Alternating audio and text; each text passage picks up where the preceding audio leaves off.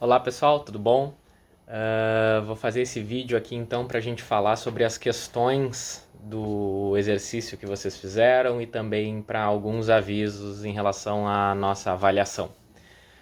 Como vocês sabem, a disciplina tem duas turmas e esse vídeo vai para as duas turmas, então alguns avisos eu vou ter que explicar aqui.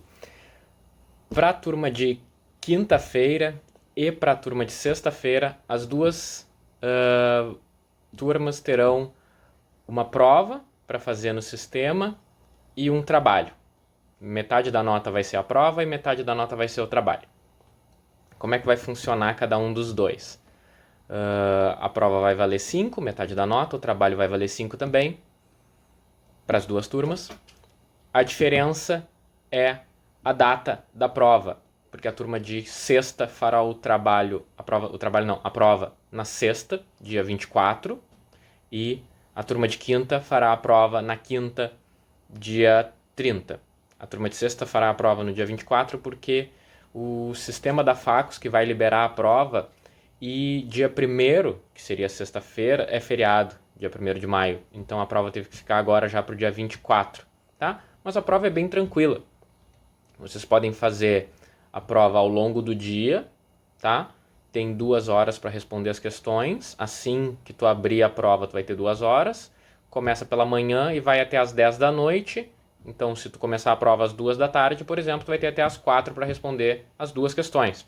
É bem tranquilo, são duas questões, vocês podem consultar o material para respondê-las, certo? A prova é individual, tá? E vale metade da nota.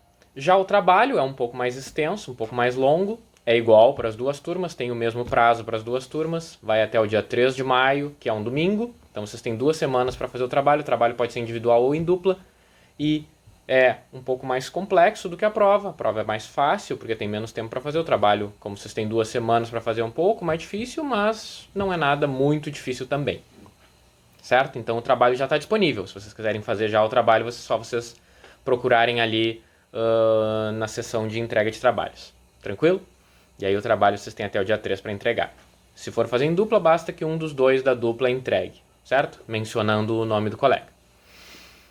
Em relação à avaliação, acho que é isso. Se vocês tiverem alguma dúvida, me mandem mensagem, tá? Ali onde está explicado ali no sistema, eu coloquei por escrito também. Certo? Agora, em relação ao trabalho que vocês fizeram sobre Kant, eu dei uma olhada aqui no que vocês me responderam, vou corrigir e já explicar algumas coisas a respeito do texto. Gostei de alguns trabalhos, outros mais ou menos. Alguns tiveram mais dificuldade, se perderam um pouquinho nas respostas. Alguns tentaram mais, escreveram mais. Outros não tentaram muito, escreveram uma linha só ou duas. Fica o aviso que na prova, uma linha ou duas vai levar errado, tá? Então, as respostas têm que ter um mínimo de desenvolvimento para responder. Resposta com uma ou duas linhas não responde nenhuma das questões que eu propus aqui. Como é trabalho, talvez eu ainda dê um meio ponto aqui, porque tudo bem, mas na prova eu espero a resposta completa, tá? E no trabalho que vai valer a metade da nota também. Então, se esforcem para responder o mínimo, certo? Não apenas uma linha que não é suficiente. Mas a maioria respondeu um parágrafo, 2, que aí sim é o suficiente para responder as questões. E a primeira questão perguntava o que consiste uma boa vontade para o pensamento kantiano. E aí eu deixei com vocês tanto o livro do Michael Sandel, Justiça, e o Fundamentação da Metafísica dos Costumes. Quem pegou o livro para ler, logo na primeira página do texto, certo? A página 2 do PDF, é a página 21 do livro, porque eu cortei a introdução fora, fala ali primeira seção, é a página 2 do arquivo PDF.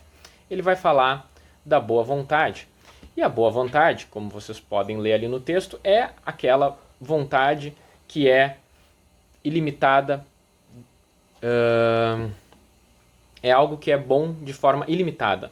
Não pode ser bom em função de alguma outra coisa. Isso eu acredito que vocês tenham lido no texto, mas isso ainda não responde muito bem e talvez ainda deixe um pouco confuso, certo? O Kant fala isso ali no começo e aí ele vai falar de outras qualidades que uma pessoa pode ter.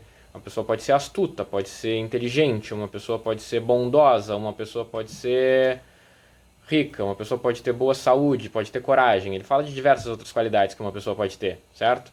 Só que ele vai dizer que nenhuma dessas qualidades é boa em si mesmo. No final da próxima página, da página 3 do PDF, ele vai dizer se for uma pessoa má, que tenha essas qualidades, a gente vai considerar ela uma pessoa pior ainda. Ele diz bem no finalzinho, ó, com efeito, sem os princípios de uma boa vontade, podem elas tornar-se muitíssimo más, e o sangue frio de um facínora não só o torna mais perigoso, como faz também imediatamente mais abominável, ainda a nossos olhos, do que julgaríamos sem isso. Então, o que ele está querendo dizer é que ser inteligente não é uma coisa boa em si, depende da pessoa ter uma boa vontade. Ter a boa vontade, sim, é uma coisa boa em si. O Michael Sandel vai falar sobre isso na página...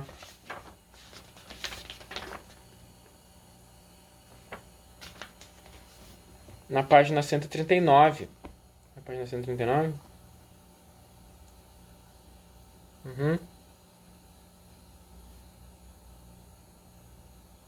Página 139.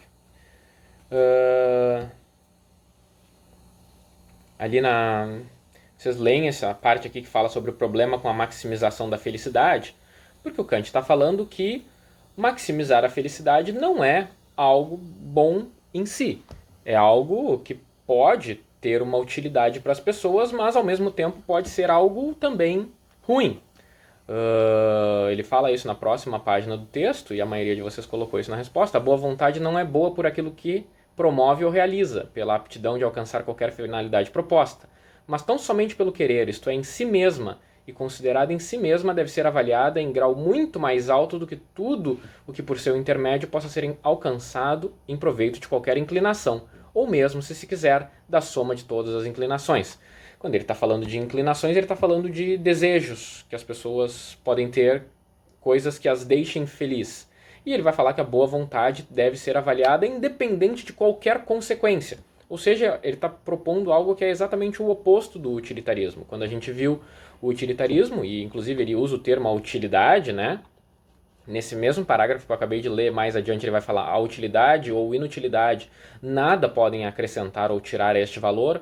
A utilidade seria apenas como o engaste para esta joia. O que é a joia? A joia é a boa vontade, ela brilha por si mesma, ele vai dizer. A utilidade não, a utilidade no máximo ajuda a apresentar aquela boa vontade, mas não é o que dá ou tira o valor da boa vontade. Então ele está fazendo uma proposta que é o oposto do utilitarismo. Ele vai dizer que as consequências da ação não são responsáveis por dar valor para a ação. A boa vontade é aquela ação que tem valor moral. É sobre isso que ele está falando, certo? Se alguém cometer qualquer ação, a gente vai considerar a ação correta ou errada. Para o Kant, a ação correta, a ação que tem a boa vontade, a ação que tem valor moral, não depende de qualquer consequência da ação. Tá? Essa é a primeira noção que ele está trazendo. As consequências não são responsáveis por definir a vontade boa e a vontade ruim. Certo? Então, quando a gente viu o utilitarismo que dizia que o certo era maximizar a felicidade do maior número de pessoas, a gente chegava à conclusão que, por exemplo, então o melhor é eu, por exemplo, fazer uma lei que garanta o melhor para a maioria, independente disso, por exemplo, prejudicar algumas pessoas. Certo? Era uma ideia a partir da filosofia utilitarista. Por exemplo, no nosso caso do trem, que a gente viu lá no começo do semestre, se eu desviasse o trem para matar uma pessoa salvando 5, eu teria agido de forma correta, eu teria tido uma boa vontade na minha ação, porque eu visei aquela consequência que eu achava melhor, mais felicidade para o maior número de pessoas. Tranquilo? Essa seria a lógica do utilitarismo. O Kant diz que não é essa consequência que torna a ação boa ou ruim. Não importa a consequência. O que importa é a vontade em si. É o porquê que tu fez aquilo em si. É a própria boa vontade que dá o valor moral para a ação. Tá? Essa é uma primeira noção. Fugir, então, da consequência, da utilidade, da felicidade ou qualquer outra coisa assim que a minha ação possa gerar. Tá? Essa é uma primeira noção, mas isso ainda não deixou claro o que é a boa vontade. Tá? Não, pelo menos não plenamente claro. Se a gente continuar lendo o texto, ele vai falar não o que é a boa vontade, mas por que existe uma boa vontade. E ele vai tirar essa noção da natureza humana. ele vai dizer, na próxima página já, que o homem possui razão. O homem é diferente dos demais animais, dos demais seres vivos. O homem é um ser racional. E se a razão, ele vai colocar aqui, ó, nas palavras dele. Deixa eu ver onde é que ele diz isso.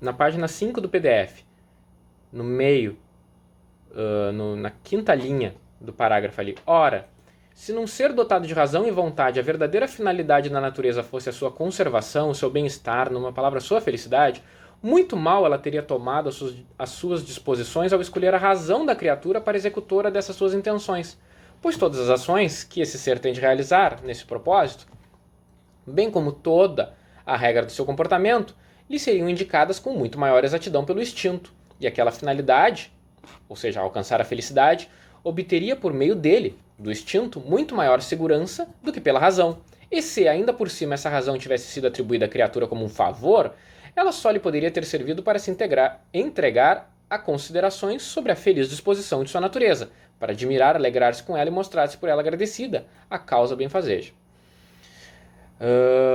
Mas não para submeter a sua direção fraca e enganadora a sua faculdade de desejar, achavascando assim a intenção da natureza. Numa palavra, a natureza teria evitado que a razão caísse no uso prático e se atrevesse a engendrar com as suas luzes fracas o plano da felicidade e dos meios de a alcançar. A natureza teria não somente chamado a si a escolha dos fins, mas também a dos meios, e teria com sábia prudência confiado ambas as coisas simplesmente ao instinto. Ele está dizendo que se o objetivo fosse aquele que pretendem os utilitaristas, ou seja, garantir a maior felicidade para o maior número de pessoas, o ser humano não precisava ser um ser racional. Ele podia ser um ser instintivo como são os outros animais. Um cachorro, por exemplo, ele vai buscar o seu bem-estar, certo? Então, qual seria a diferença entre um ser humano e um animal? Para o Kant, é a utilização da razão, que garante, então, o valor moral da ação praticada com uma boa vontade. Uma vontade, então, que não tem como objetivo atingir algum fim específico, e sim fazer o que é certo. Tranquilo? Lembrando que esse é o título do nosso livro, né? O que é fazer a coisa certa. A boa vontade para o Kant é aquela vontade que, através da razão, faz aquilo que é certo. Tranquilo? Só que aí, isso decorre da razão, então, que é uma questão que a natureza concedeu apenas ao ser humano.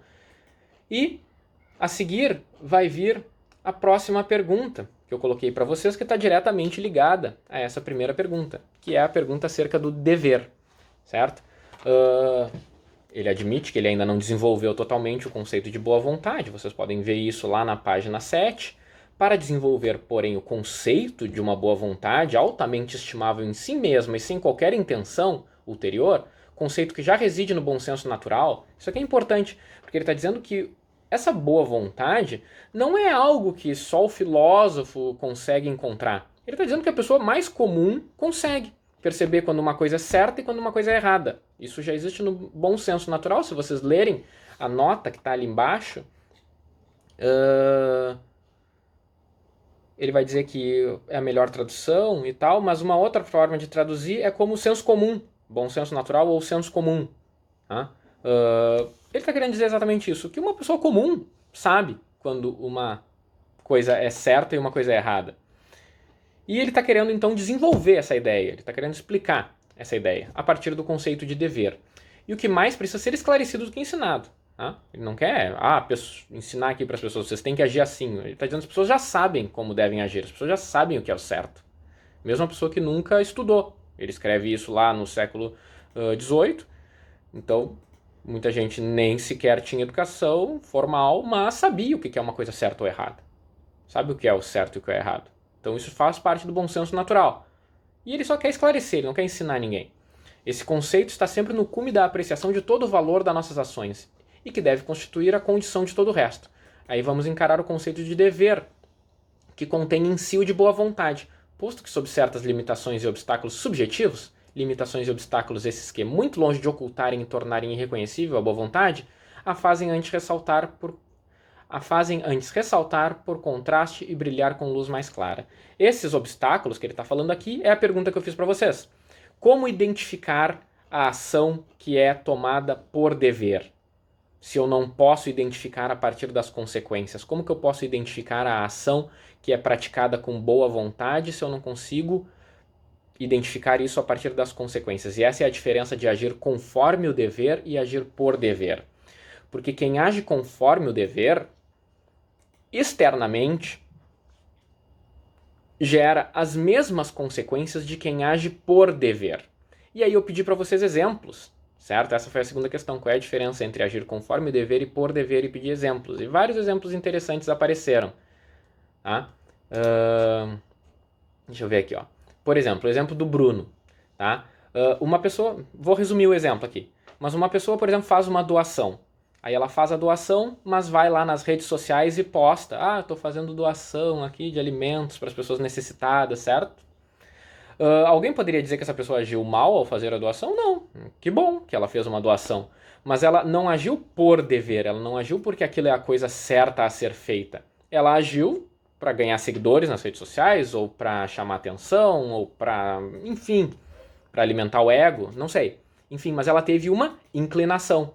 Algo que é uma consequência e não algo que a razão diz que é o certo a ser feito. Não foi a razão que disse, olha, tu tem dinheiro sobrando ou alimento sobrando e essa pessoa está passando fome e tu tem condições de ajudar. Então o certo a ser feito é ajudar.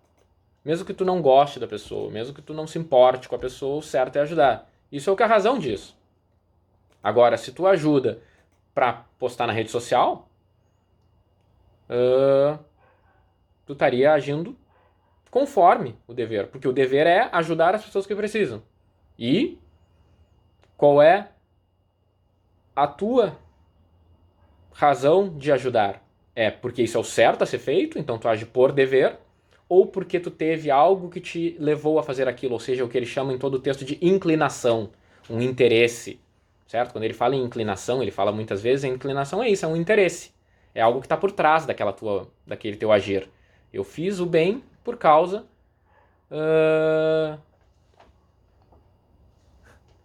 eu fiz o bem por causa de algum interesse que eu tinha. Certo? Isso seria então agir por dever ou conforme o dever. Conforme o dever eu tenho um interesse por trás, mesmo que eu faça a coisa aparentemente certa, eu tenho um interesse por trás, eu estou ganhando algo com isso, eu tenho uma inclinação que está sendo satisfeita. Quando eu ajo por dever, eu faço porque é a coisa certa. E pronto. Deixa eu ver aqui mais exemplos que vocês deram.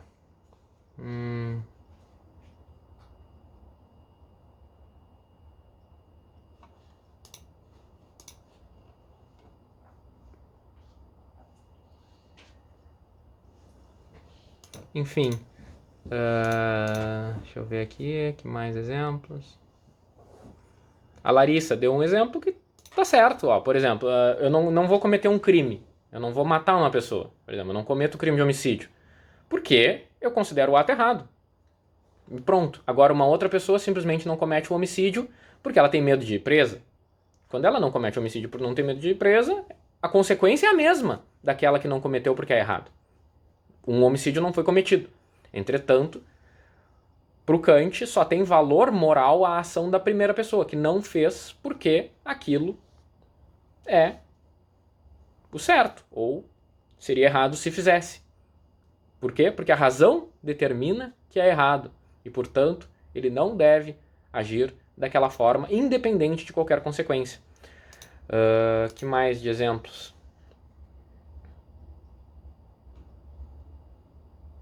Eu falei ao contrário aqui, ó.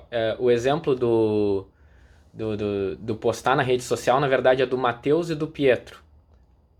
Ele dá o exemplo aqui, ó. Estava caminhando pela rua dessa cidade, visto um mendigo, entretanto agiu dessa forma com o intuito de se promover em suas redes sociais, por meio de uma boa ação, entre aspas.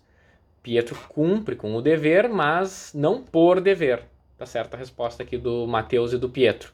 O exemplo do Bruno foi o exemplo relacionado ao aumento de preços, por exemplo, na situação de pandemia. O comerciante que tem álcool em gel, por exemplo, não aumenta o preço porque sabe que é errado aumentar os preços no momento que uma pessoa está precisando. Tranquilo? Então, também é um bom exemplo. Se ele não aumenta o preço porque ele tem medo da fiscalização, ou se ele não aumenta o preço para postar na rede social, que bom. O Kant não tem problema, ele acha isso bom, é legal que as pessoas façam algo por inclinação e é normal. O Michael Sandel fala isso na mesma página 139 que eu estava lendo para vocês. Ó. Kant admite que a nossa... Lá no finalzinho, na página 139, Kant admite que a nossa capacidade de raciocínio não é a única que possuímos. Somos capazes também de sentir prazer e dor. Ele reconhece que somos criaturas sencientes, bem como racionais. Kant quer dizer que respondemos aos nossos sentidos, aos nossos sentimentos. Então Bentham estava certo, mas apenas em parte. Ele tinha razão ao observar que gostamos do prazer e não da dor, mas estava errado ao sentir que prazer e dor são nossos mestres soberanos. Diz que a razão pode ser soberana ao menos parte do tempo. Quando a razão comanda a nossa vontade, não somos levados apenas pelo desejo de procurar o prazer e evitar a dor. O Kant vai dizer isso, que agir conforme a razão, ter uma boa vontade, é quando eu ignoro qualquer prazer ou dor que possa vir daquela ação. Certo? Se eu pegar esses mesmos exemplos que vocês deram, deixa eu ver aqui o que mais eu tenho de exemplo.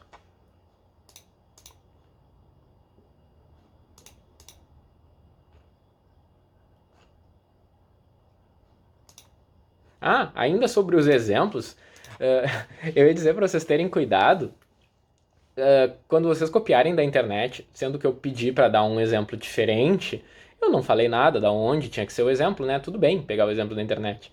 Mas coloquem a fonte se vocês pegarem da internet, porque geralmente eu vou identificar se vocês pegarem da internet, certo? Principalmente quando vocês colocarem alguns exemplos peculiares. Colocaram um exemplo aqui que é assim. Se um pai se atira à água tumultuosa de um rio para salvar o seu filho, se o fizer por amor, faz por uma inclinação sensível, não por dever, embora haja em conformidade com o dever, pois, se agisse por dever, faria exatamente a mesma coisa.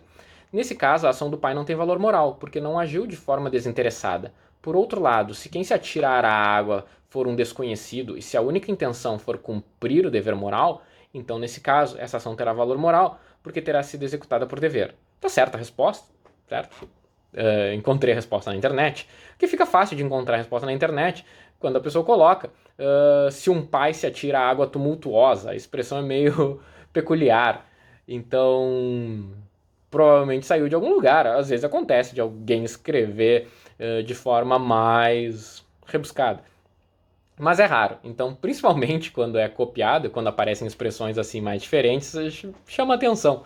Tá certa a resposta, eu vou considerar de qualquer forma, porque eu não disse que precisava, enfim, que não podia ser tirado da internet. Mas coloquem a fonte quando vocês tirarem algo da internet. E na prova, eu coloquei lá, a regra da faculdade é que não pode ter plágio. Então, na prova, cuidem. Não copiem da internet. Vocês têm o material, vocês podem eventualmente reescrever com as palavras de vocês, tá? Não tem problema se vocês reescreverem as palavras de vocês, porque eu tô pedindo coisas sobre o autor, né? Só para vocês cuidarem sobre isso, porque não é muito difícil de identificar, tá? Então, cuidem, até mesmo com outros professores que talvez anulem mais questões, tá? Eu vou considerar aqui de qualquer forma, mas só para avisar. Deixa eu procurar outras respostas aqui que me deram. Mas então, só para resumir, a resposta era essa, certo? O pai se atira à água para salvar o filho. Ele age conforme o dever, ele age porque ele ama o filho. Agora, se for um estranho, tu vê um estranho se afogando e tu sabe nadar, mesmo que aquilo vai te dar trabalho e tu não vai ganhar nada com isso, o certo é se jogar na água para salvar o estranho. Então aí tu agiria por dever. Tranquilo? Esse é o exemplo. Era só ter escrito dessa forma que eu acabei de falar. Seria o mesmo exemplo e eu não ia digitar no Google água tumultuosa Kant e iria encontrar a resposta. Mas, enfim. É isso. O que mais que eu tenho aqui de exemplo? E aí eu queria encontrar um aqui que eu tinha lido agora há pouco.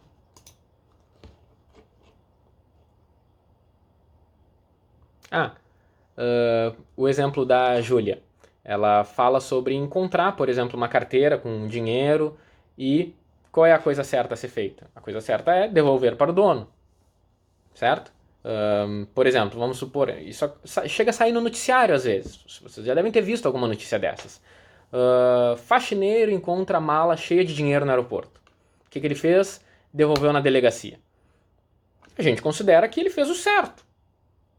Tranquilo? As consequências da ação podem até ser consequências ruins, quem sabe. Quem sabe aquela maleta de dinheiro volte para o dono, que seja milionário e seja um político corrupto. talvez a consequência seja ruim, que aquela maleta de dinheiro volte para aquela pessoa, e talvez fosse muito melhor, a partir das consequências, que tivesse ficado com o faxineiro e ele usasse para melhorar a condição de vida da família dele. É uma hipótese, certo? Entretanto, ninguém vai dizer que o faxineiro fez a coisa errada, que ele foi injusto, que ele não teve valor moral na ação. É exatamente disso que o Kant está falando. Então eu estou pegando o exemplo aqui dela, que é um bom exemplo. Achar uma coisa e devolver para o dono é ter valor moral. Se tu devolve para o dono, porque é o certo a ser feito. Agora, se tu devolve para o dono só porque tu tem medo de ter sido flagrado na câmera, é agir conforme o dever. Ah, tu não quer que vejam na câmera que tu pegou o dinheiro e levou embora, ou o celular, ou qualquer coisa. Então, por medo, por uma inclinação, tu devolve. Devolver o troco que tu recebeu errado. Se tu faz isso porque tu sabe que é o certo, é devolver porque a pessoa se enganou, tu agiu por dever. Se tu devolve porque tu quer aproveitar, sei lá, para pegar o telefone da pessoa, para convidar para sair depois, tu age conforme o dever, certo? Tu tem uma inclinação, um interesse, algo que vem depois. Quem age por dever, age apenas porque aquilo é o certo a ser feito. E isso é agir de acordo com a boa vontade, dar valor moral para a ação, certo? Então a primeira e a segunda pergunta estão, de certa forma, interligadas. Entretanto, ainda tem uma questão a ser respondida sobre isso, certo? Tudo isso que eu fui falando aqui vocês podem ler tanto no texto do Kant quanto no texto do Sandel. Por exemplo, se vocês pegarem a página 11 aqui do texto do Kant, ele está falando exatamente isso que eu estava falando para vocês. Ó, uma ação praticada por dever, tem que prestar atenção bem nas palavras que ele usa, ele é bem específico. Tem seu valor moral não no propósito que com ela quer se atingir, mas na máxima que a determina. Não depende, portanto, da realidade do objeto, mas somente no princípio do querer, segundo o qual a ação, abstraindo todos os objetos da faculdade de desejar, foi praticada. Tu abstrai todos os possíveis interesses e pensa por que ele agiu daquela forma. Porque é certo, então agiu por dever. Ou porque ele quer alguma coisa, então agiu talvez conforme o dever. Eu digo talvez porque se ele quiser alguma coisa e agir de forma egoísta, ele vai agir até contrariamente ao dever. Certo? Ele pode agir contrariamente ao dever. Continuando esse mesmo parágrafo aqui, ó. Que os propósitos que possamos ter ao praticar certas ações e os seus efeitos, como fins imóveis da vontade, não podem dar às ações nenhum valor incondicionado, nenhum valor moral. Resulta claramente do que fica atrás. Em que é que reside, pois, este valor, se ele não se encontra na vontade considerada com relação ao efeito esperado das ações? Onde é que está o valor da ação se não está nos efeitos? Não pode residir, em parte alguma, senão no princípio da vontade, abstraindo dos fins que possam ser realizados por uma tal ação, pois que a vontade está colocada entre o seu princípio a priori, que é formal, e o seu móvel a posteriori, que é material. Tá? Então é esse princípio que se dá a priori e que é formal que concede à ação valor moral, que transforma a ação em uma ação praticada com uma boa vontade. Porque o que é posterior, que é o material, não é capaz de dar à ação valor moral. Certo? Isso é o que ele está falando aqui na terminologia dele e trazendo para os nossos exemplos. E para definir, então, o que é o dever, na próxima página, na 12, ele vai falar: dever é a necessidade de uma ação por respeito à lei. Quando ele fala aqui em respeito à lei, ele está falando duas coisas muito importantes. Tá? Primeiro, essa lei não é a nossa lei do direito, não é a lei jurídica. A gente viu que obedecer à lei jurídica, inclusive, não dá valor moral para a lei. Ele está falando da lei moral. Tá? Ele não está falando da lei jurídica, não é do direito que ele está preocupado. Ele é um filósofo moral. Certo? Ele está dizendo o que é a coisa certa a ser feita, não o que é a coisa legalmente correta. Tá? Não é a coisa, o que é de acordo ao direito. Algo que é de acordo com o direito pode, inclusive, não ter valor moral. Certo? Vocês vão estudar ao longo do curso, existem, sei lá, casos como, por exemplo, uma dívida prescrita. Alguém tem uma dívida com outra pessoa, não cobrou a dívida a tempo, a dívida prescreveu. Juridicamente, a dívida não é mais exigível. Vocês vão estudar isso depois com mais detalhes, tá? Juridicamente, tu não vai mais poder entrar com processo. Mas agora, significa que a pessoa não tem mais que pagar, simplesmente? Ela não deve pagar? É errado se ela pagar? Acredito que não. Ainda vai continuar sendo a ação certa pagar a dívida. Talvez a pessoa que emprestou o dinheiro para ela aceite. Ah, ok, tu não conseguiu o dinheiro a tempo, mas talvez tu consiga no que vem, eu não vou mais poder te cobrar na justiça, mas eu acredito em ti porque tu vai me pagar. E aí a pessoa acredita na outra, que vai pagar depois do prazo, só que a outra, aí chega o momento de pagar ou não, e a pessoa não paga. A ação é certa só porque não pode mais ser cobrada na justiça? Acredito que não. Então ele não está falando aqui de obedecer lei jurídica, ele não está preocupado com o direito, né? Ele está preocupado com a lei moral. E a outra coisa importante é a ideia de respeito. Ele diz logo em seguida, pelo objeto, como efeito da ação em vista, posso eu sentir em verdade inclinação. Pelo objeto da ação eu posso sentir inclinação, eu posso querer o objeto da ação. Eu posso querer, sei lá, no exemplo que a gente acabou de dar sobre postar na rede social a doação. Eu posso querer ficar famoso na rede social, eu posso querer ter muitas pessoas seguindo nas redes sociais. Então eu posso ter essa inclinação, mas eu nunca vou ter respeito por isso. Ele diz que respeito é um sentimento que só existe em relação à ação praticada com valor moral. Que é o exemplo, por exemplo, que a gente estava falando agora do faxineiro que devolve a maleta de dinheiro. Se ele devolver a maleta de dinheiro do político corrupto, ainda assim eu vou respeitar a ação dele. Certo? É isso que ele está querendo dizer. Tu vai respeitar, tu vai dizer, nossa, ele agiu corretamente. Ele fez o que é certo. Tu vai ter respeito pela ação dele. Esse é o sentimento que ele vai querer, que ele está dizendo. De igual modo, ali no texto do Kant, não posso ter respeito por qualquer inclinação em geral, seja ela minha ou de outra.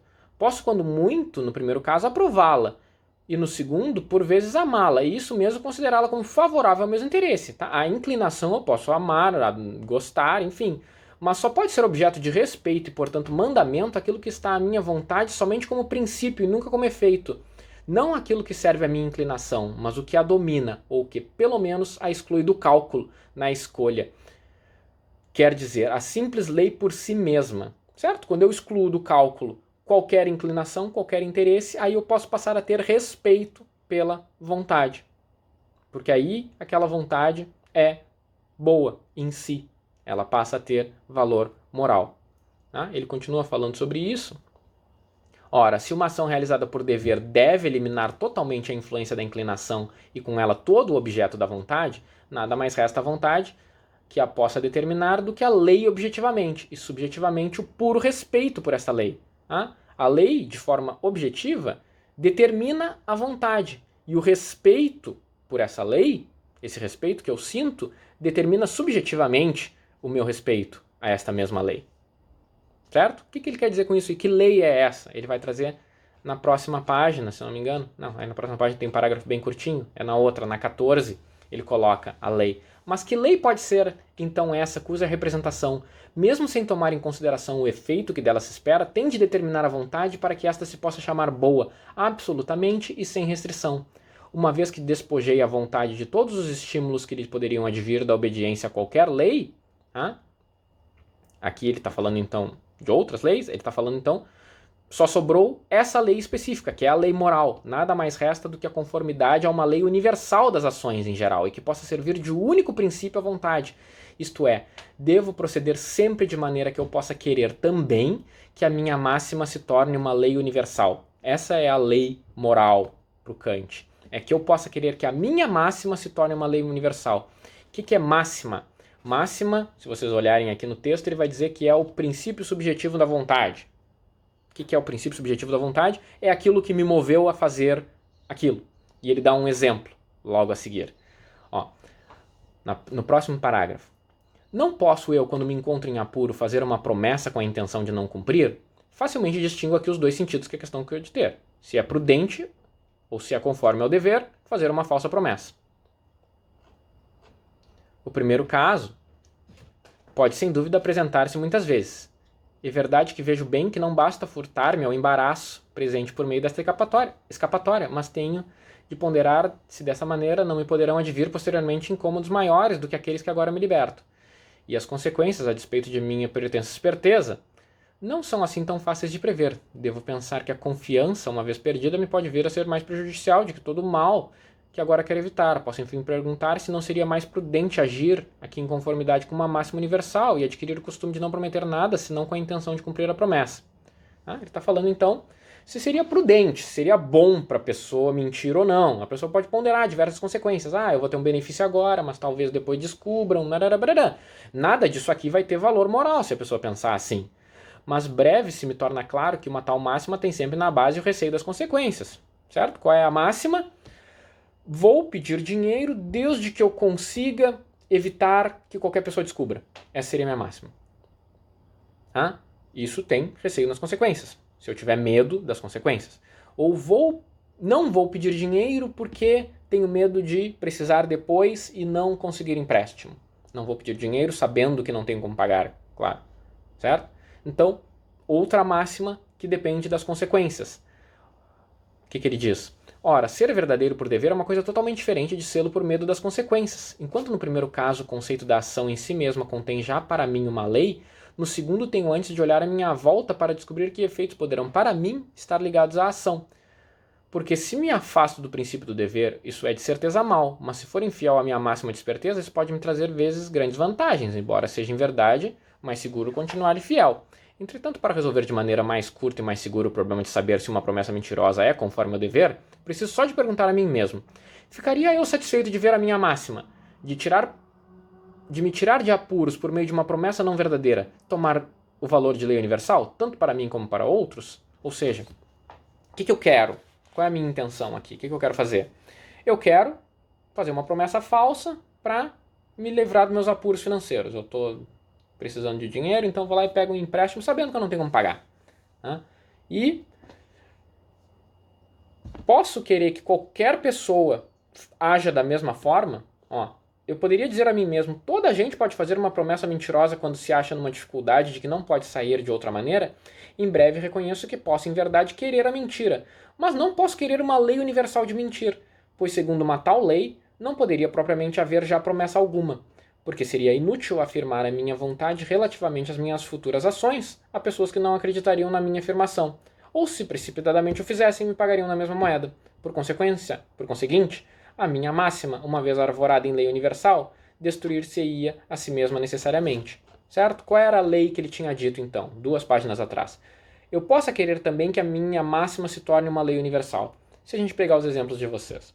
A pessoa que supostamente faz doações apenas para postar na rede social. Posso querer que todas as pessoas ajam assim? Façam doações apenas para se promover em redes sociais?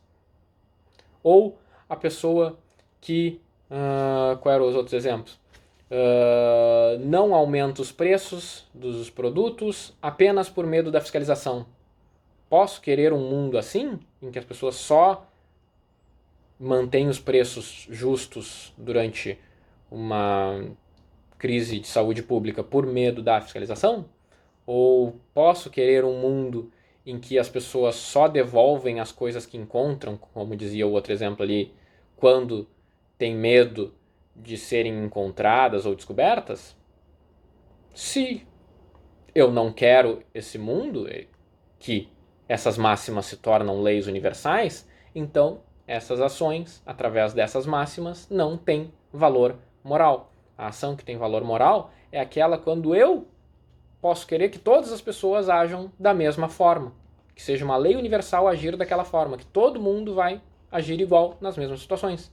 Quero que todos devolvam aquilo que encontrarem, quero que todos façam promessas que possam cumprir, quero que o comerciante mantenha os preços mesmo para as pessoas que não possam pagar. O Kant dá um exemplo semelhante bem antes no texto, quando ele fala lá no começo sobre uma criança ou alguma coisa assim que vai comprar do comerciante. O comerciante poderia, claro, talvez o exemplo seja mais adequado para a época, mas ainda caberia hoje em dia. Imagina, uma criança vai na padaria comprar o pão para a mãe.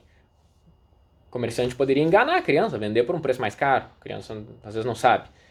E isso seria o certo a ser feito? Eu poderia querer esse mundo, essa máxima em que a pessoa vende mais caro para alguém que não sabe ler ou que não tem conhecimento dos preços? Seria um mundo melhor? Então, esse seria uma forma, então, de descobrir qual é a ação que tem valor moral, aquela que age por dever e não apenas conforme o dever, certo? Esse vídeo, então, para a gente discutir a primeira parte aqui do texto do Kant, depois vai ter mais coisas. E se precisarem de qualquer explicação, se alguma coisa não tiver ficado clara, porque é bastante coisa, tá tudo meio que relacionado, eu tentei explicar devagar, por isso que ficou bem longo o vídeo, mas ainda assim, obviamente, para explicar o pensamento do autor, precisa ler o texto, em primeiro lugar, né? Que eu deixei aí disponível para vocês, e também discutir um pouco mais aprofundadamente as questões. Tranquilo? Mas se tiverem qualquer dúvida, entrem em contato. Depois eu posto mais coisas para vocês. Beijos!